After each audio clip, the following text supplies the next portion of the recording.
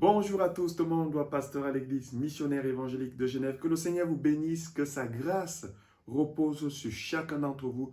Soyez bénis au nom du Seigneur Jésus. Aujourd'hui, je viens avec une nouvelle exhortation qui s'intitule « Le calme après la tempête ». Vous avez certainement entendu parler de cette expression « le calme avant la tempête ». Eh bien moi, j'aimerais aujourd'hui encourager ceux qui passent par des temps difficiles, ceux qui passent par des tempêtes, ceux qui ont l'impression de passer par des tourbillons qui veulent soit les propulser vers le haut, soit les enfoncer vers le bas, car c'est ça le caractère du tourbillon. Eh bien, j'ai une bonne nouvelle pour vous.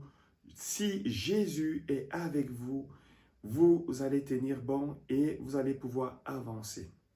En ce qui me concerne, j'ai constaté personnellement dans ma vie, de manière générale, que chaque fois que je faisais face à des tempêtes, des tourbillons, des éléments comme ça du ciel qui se déchaînaient contre moi, chaque fois qu'il y avait une adversité, une opposition qui était là, j'ai constaté que chaque fois après cela, le Seigneur me faisait voir quelque chose de beau, quelque chose de merveilleux, quelque chose de glorieux. Je suis donc convaincu que si c'est votre cas, si vous passez par des moments difficiles, où vous avez l'impression de faire face aux tempêtes, aux tourbillons, aux éléments du ciel qui se déchaînent contre vous, je suis convaincu que certainement, si vous êtes dans la trajectoire que Jésus a tracée pour vous, il veut vous montrer quelque chose. Ces éléments sont parfois le signe que Dieu est en train de vous amener dans une nouvelle dimension, pour découvrir quelque chose de nouveau, quelque chose de merveilleux, quelque chose de beau, quelque chose de glorieux. Nous avons un exemple, c'est dans le livre de Marc, au chapitre 4, à partir du verset 35. Nous lisons la Bible, l'histoire ici relate des disciples de Jésus qui marchent avec Jésus. Et il est dit, ce même jour, sur le soir, Jésus leur dit, passons à l'autre bord. Après avoir renvoyé la foule, ils l'amenèrent dans la barque où il se trouvait. Il y avait aussi d'autres barques avec lui.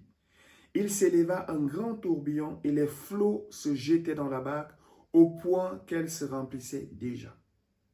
Et lui, il dormait à la poupe sur le coussin. Ils le réveillèrent et lui dirent, « Maître, ne t'inquiètes-tu pas de ce que nous périssons ?» S'étant réveillé, il menaça le vent et dit à la mer, « Silence, tais-toi. » Et le vent cessa et il y eut un grand calme. Il y eut un grand calme. Je vais m'arrêter jusque-là. Vous pourrez aller lire cette histoire. C'est dans le livre de Marc, chapitre 4, à partir du verset 35 jusqu'à la fin du chapitre. On a ici un exemple de ce que je viens de décrire en quelques mots dans l'introduction. Jésus qui demande à ses disciples de passer vers l'autre bord pour certainement leur montrer quelque chose de nouveau, quelque chose qu'ils n'avaient jamais vu, parce que la suite de l'histoire nous montrera qu'ils vont découvrir la puissance d'un Jésus qui chasse une légion de démons d'une personne. Et alors qu'ils sont en train d'avancer, il y a une tempête qui se lève, un tourbillon qui est là pour les empêcher de continuer d'avancer, qui est là pour les déstabiliser, pour les freiner dans leur marche et peut-être même pour les amener à faire demi-tour.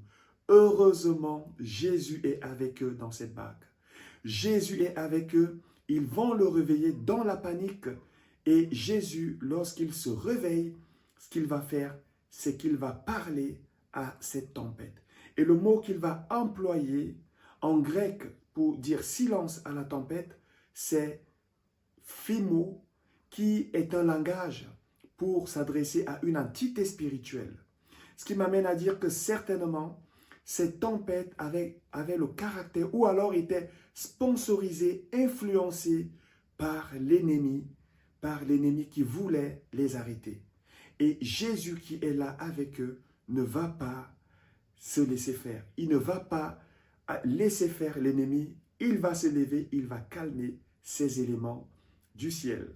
C'est ce qui m'amène à dire que si vous vivez un moment où vous avez l'impression d'être dans un tourbillon, dans une tempête, peut-être que cette tempête a le caractère des tensions dans les relations, peut-être qu'elle a le caractère des difficultés financières au point où vous avez l'impression que vous périssez.